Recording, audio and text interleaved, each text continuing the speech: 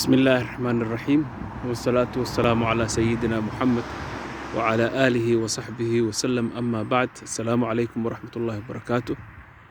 maanta waa jawlo yar aan ku sameynayo beeraha wadanka Ingiriiska sida ay u samaysan yihiin sida aad u jeedaan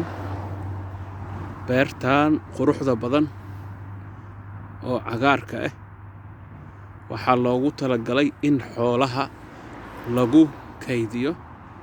sidaasaana loo sameeyay haddaad u jeedaan dhinacaas waxaa joogo xoolihii baa jooga dhinacaas tuuladiina dhinacaas bay ku taalaa halkaasna waxaa loogu talagalay lo'da in ay ku daaqdo beerta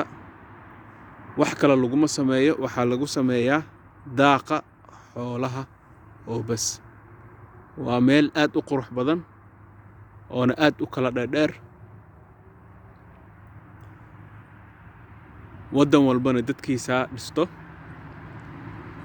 dadka Soomaaliyana beerahooda sidaan iyo si ka qurux badan way sameeyni karaan waa dhul aad u qurux badan wassalaamu calaykum waraxmatullaahi wabarakaatuh